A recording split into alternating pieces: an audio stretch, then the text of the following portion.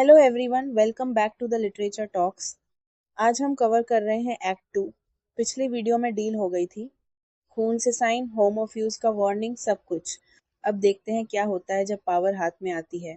Spoiler, इतना exciting नहीं जितना फॉस्टस ने सोचा था। सीन 2.1 में फॉस्टस अपनी स्टडी में मेफोस्टोफिलिस के साथ है। पहला काम, डेविल को कर्स करना। तूने मुझे हेवन से डिप्राइव किया यार, तूने खुद डील किया था। मेफोस्टोफिलिस एक शैलो आर्गुमेंट यूज करता है, क्या हेवन इंसान से इंफीरियर है, और फॉस्टस टेम्पोरेरीली कन्विंस हो जाता है क्योंकि वो सुनना चाहता है जो कन्वीनियंट हो। गुड एंजल और एविल एंजल आते हैं। गुड एंजल कहता है रिपेंट करो, अभी भी टाइम है। एविल एंजल कहता है अब तुम एक स्पिरिट हो, गॉड तुम पे पिटी नहीं कर सकता, नोटिस करो। एविल एंजल झूठ बोल रहा है। गॉड की फॉरगिवनेस अनकंडीशनल है, लेकिन फॉस्टस को ये लाई कन्वीनियंट लगती है। अगर फॉरगिवनेस पॉसिबल ही नहीं तो रिपेंट करने की कोशिश क्यों करो। ये सेल्फ डिसेप्शन है और फॉस्टस इसमें एक्सपर्ट है। फॉस्टस खुद को डिस्ट्रैक्ट करने के लिए होमर और एम्फियन जैसी एंटरटेनमेंट्स लेता है। फिर मेफोस्टोफिलिस से एस्ट्रोनॉमी के सवाल पूछने लगता है, प्लैनेट्स, हेवंस की स्ट्रक्चर, सब कुछ। फिर एक सवाल आता है जो सब बदल देता है, ये सब बनाया किसने।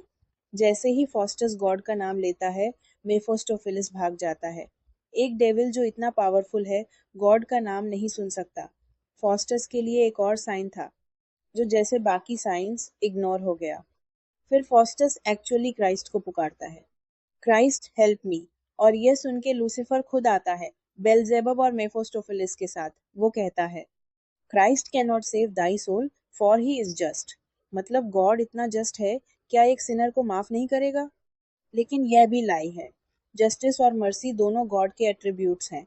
लूसीफर सिर्फ एक साइड प्रेजेंट कर रहा है और फॉस्टस, एक ग्रेट स्कॉलर, इस मैनिपुलेशन को पकड़ नहीं पाता।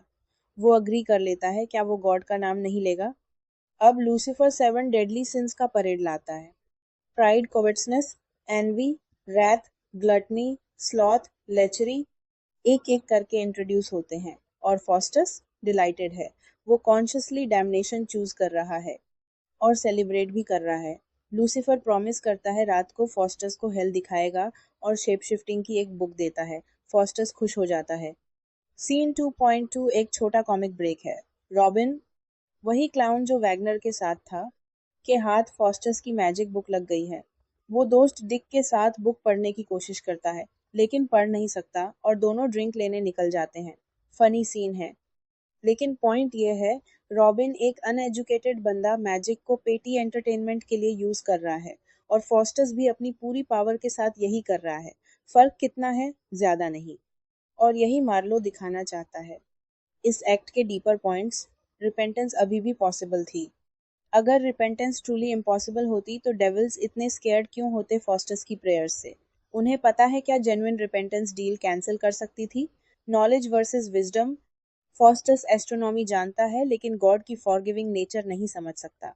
इंफॉर्मेशन है, अंडरस्टैंडिंग नहीं। और सेल्फ डिसेप्शन फॉस्टस का सबसे बड़ा एनिमी है। कोई उसे फोर्स नहीं कर रहा, वो खुद कन्वीनियंट बिलीफ्स चूज कर रहा है।